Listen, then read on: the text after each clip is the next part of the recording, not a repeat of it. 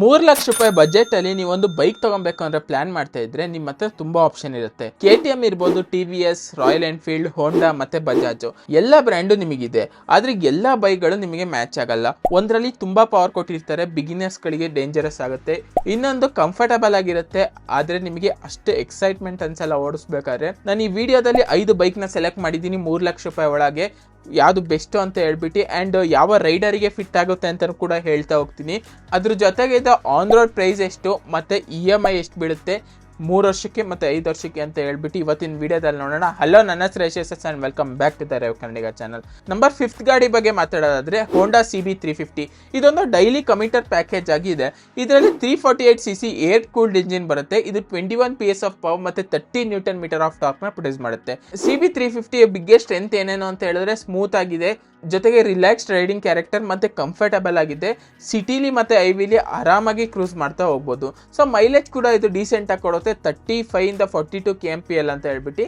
ಮತ್ತೆ ಇದು depending on the condition, ನೀವು ಗಾಡಿ ಹೆಂಗ್ ಓಡಿಸ್ತೀರಾ ಅಂತ ಹೇಳ್ಬಿಟ್ಟು ಅದ್ರ ಮೇಲೆ ಮೈಲೇಜ್ ಬರುತ್ತೆ. ಸೊ ಇದರ ಬೆಂಗಳೂರಲ್ಲಿ ಆನ್ ರೋಡ್ ಪ್ರೈಸ್ ಬಂದ್ಬಿಟ್ಟು 2,24,000 ಇಂದ 2,53,000 ಆನ್ ರೋಡ್ ಬರುತ್ತೆ.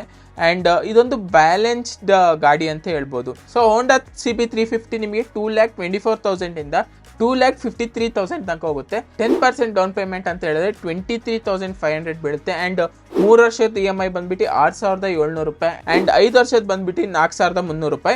ಇದು EMI ಮತ್ತು ಆನ್ ರೋಡ್ ಪ್ರೈಸ್ ಮೇಲೆ ಕೆಳಗಡೆ ಆಗ್ಬೋದು. ನಾವಿಲ್ಲಿ 9% ಇಂಟ್ರೆಸ್ಟ್ ಆಗಿ ತೊಗೊಂಡಿದ್ದೀವಿ. ನಿಮ್ಮ ಬ್ಯಾಂಕ್ ಎಷ್ಟು % ಕೊಡುತ್ತೆ ಅಂತ ನಮಗೆ ಗೊತ್ತಿಲ್ಲ. ಸೊ ಆನ್ ರೋಡು ಅಷ್ಟೇ, ಒಂದು ಡೀಲರ್ಶಿಪ್ಪಿಂದ ಇನ್ನೊಂದು ಡೀಲರ್ಶಿಪ್ಪಿಗೆ ವೇರಿ ಆಗ್ಬೋದು. ಸೊ ಒಂದು ₹5,000 ಮೇಲೆ ಕೆಳಗಡೆ ಆಗಬಹುದು.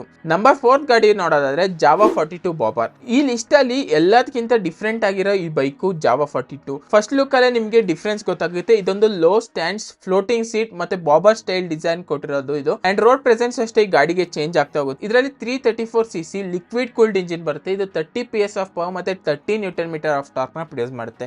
ಸೊ ಇದೊಂದು ಜಸ್ಟ್ ಲುಕ್ಸ್ ಅಲ್ಲ, ಪರ್ಫಾರ್ಮೆನ್ಸ್ ಕೂಡ ಡೀಸೆಂಟ್ ಆಗಿ ಕೊಡುತ್ತೆ. ಸೊ ಇದು ಆನ್ ರೋಡ್ ಬೆಂಗಳೂರಲ್ಲಿ ನಿಮಗೆ 2,78,000 ಇಂದ 2,97,000 ತನಕ ಹೋಗುತ್ತೆ, depending on the variant. And almost ನಿಮಗೆ 3 lakhs ಒಳಗಡೆ ಸಿಗುತ್ತೆ. ಸೊ ನಿಮಗೆ ಇದೊಂದು ಮೋಸ್ಟ್ ಪ್ರಾಕ್ಟಿಕಲ್ ಬೈಕ್ ಅಲ್ಲ, ಯಾಕಂತ ಹೇಳಿದ್ರೆ ಇದ್ರದ್ದು ಸಿಂಗಲ್ ಸೀಟ್ ಬರುತ್ತೆ. ಪಿಲಿಯನ್ ಕೂರ್ಸ್ಕೊ ಹೋಗ್ಬೇಕಂದ್ರೆ ಒಂದು ಸ್ವಲ್ಪ ಹೆಡೇಕ್ ಆಗುತ್ತೆ. ಸೊ ಇದೊಂದು ನಿಮಗೆ ಸ್ಟೈಲಿಶ್ ಬೇಕು, ಕ್ರೌಡಿಂದ ಡಿಫ್ರೆಂಟ್ ಆಗಿ ಕಾಣಬೇಕು ಅಂತ ಹೇಳಿದ್ರೆ ಈ ಗಾಡಿ ನಿಮಗಾಗುತ್ತೆ.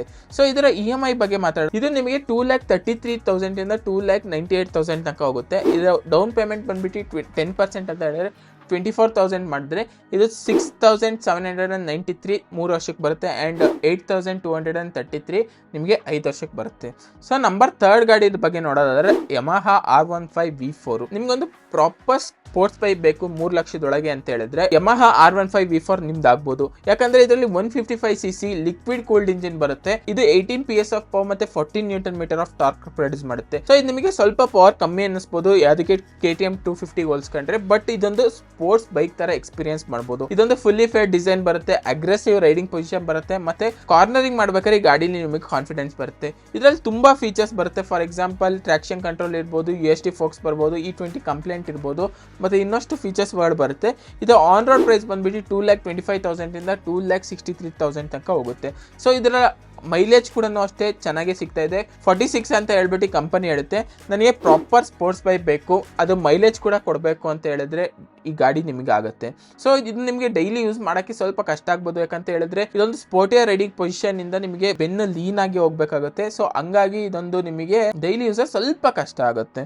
ಸೊ ಸೆಕೆಂಡ್ ಗಾಡಿಯ ಬಗ್ಗೆ ಮಾತಾಡಿದ್ರೆ KTM Duke 250. ಇದೊಂದು ಪರ್ಫಾರ್ಮೆನ್ಸ್ ನ ಪ್ಯಾಕೆಟ್ ಅಂತ ಹೇಳ್ಬೋದು. ಇದರಲ್ಲಿ 249cc ಲಿಕ್ವಿಡ್ ಕೂಲ್ಡ್ ಇಂಜಿನ್ ಬರುತ್ತೆ. ಇದರಲ್ಲಿ 31 PS ಆಫ್ ಪವರ್ ಮತ್ತೆ 25 Nm ಆಫ್ ಟಾರ್ಕ್ ನ ಪ್ರೊಡ್ಯೂಸ್ ಮಾಡುತ್ತೆ. ಇದು ನಿಮಗೆ 250 ಅನ್ನಿಸ್ಬೋದು, ಬಟ್ ಪವರ್ ಮಾತ್ರ ಹೆವಿ. ನಿಮಗೆ ಸಿಟಿಲಿ ಓಡಾಡೋದಿರ್ಬೋದು, ಓವರ್ಟೇಕಿಂಗ್ ಮಾಡೋದಿರ್ಬೋದು, ಆರಾಮ್ಸೆ ಮಾಡ್ಬೋದು ಈ ಬೈಕಲ್ಲಿ. ಈ ಬೈಕಿನ ಬಿಗ್ಗೆಸ್ಟ್ ಅಟ್ರಾಕ್ಷನ್ ನಿಮಗೆ ಪರ್ಫಾರ್ಮೆನ್ಸ್ ಅಲ್ದೇನೂ ಇನ್ನೊಂದಿದೆ, ಅದು ಸ್ಟೈಲಿಂಗು. ಇದರಲ್ಲಿ ಅಗ್ರೆಸಿವ್ ಸ್ಟೈಲಿಂಗ್ ಲುಕ್ಸ್ ಇದೆ ಮತ್ತೆ ಶಾರ್ಪ್ ಹ್ಯಾಂಡಲಿಂಗ್ ಮಾಡ್ಬೋದು ಈ ಗಾಡಿಯಲ್ಲಿ.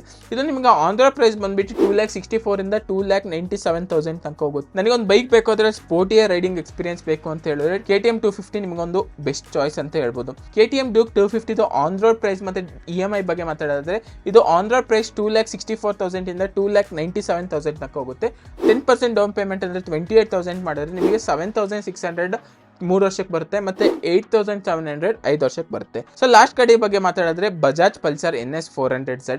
ಇದೊಂದು ವ್ಯಾಲ್ಯೂ ಫಾರ್ ಮನಿ ಪ್ಯಾಕ್ ಅಂತ ಅನ್ಸುತ್ತೆ. ಆನೆಸ್ಟ್ ಆಗಿ ಹೇಳ್ಬೇಕು ಅಂತ ಹೇಳಿದ್ರೆ ಈ ಬೈಕಿನ ಬಿಗ್ಗೆಸ್ಟ್ ಅಡ್ವಾಂಟೇಜ್ ಅಂತ ಹೇಳಿದ್ರೆ ವ್ಯಾಲ್ಯೂ ಫಾರ್ ಮನಿ. ಇದರಲ್ಲಿ 373cc ಲಿಕ್ವಿಡ್ ಕೂಲ್ಡ್ ಇಂಜಿನ್ ಬರುತ್ತೆ. ಇದು 40 PS ಆಫ್ ಪವರ್ ಮತ್ತೆ 35 Nm ಆಫ್ ಟಾರ್ಕ್ ನ ಪ್ರೊಡ್ಯೂಸ್ ಮಾಡುತ್ತೆ. ಇದೊಂದು 400cc ಕ್ಯಾಟಗರಿ ಬೈಕ್ ಆಗುತ್ತೆ. ಅದರ ಪ್ರೈಸ್ ಬಗ್ಗೆ ಮಾತಾಡಿದ್ರೆ 2,11,000 ಇಂದ 2,39,000 ತನಕ ಸಿಗುತ್ತೆ. ನನ್ನ ಪ್ರಕಾರ 3 ಲಕ್ಷ ಬಜೆಟ್ ಅಲ್ಲಿ 40 PS ಆಫ್ ಪವರ್ ಬೈಕ್ ಸಿಗೋದು ಇದ್ರಲ್ಲಿ ಅನ್ಸುತ್ತೆ.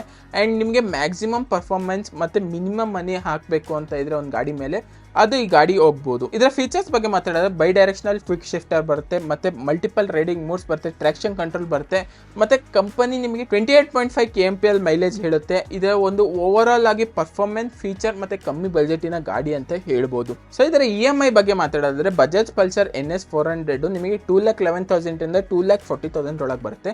ಡೌನ್ ಪೇಮೆಂಟ್ % ಮಾಡಿದ್ರೆ 22,000 ಬರುತ್ತೆ. ಅಂಡ್ 3 ವರ್ಷಕ್ಕೆ EMI 6,000 ಬರುತ್ತೆ. ಅಂಡ್ 5 ವರ್ಷಕ್ಕೆ ನಿಮಗೆ 7,100 ಏನೋ ಬರುತ್ತೆ. ಸೊ ನಿಮ್ಮ ಹತ್ರ 3 ಲಕ್ಷ ರೂಪಾಯಿ ಇದ್ರೆ ನೀವು ಯಾವ ಗಾಡಿನ ಕನ್ಸಿಡರ್ ಮಾಡ್ತೀರಾ ಅಂತ ಹೇಳ್ಬಿಟ್ಟು ಕಮೆಂಟ್ ಸೆಕ್ಷನ್ ಕಮೆಂಟ್ ಮಾಡಿ. Like, share and subscribe. Bye bye.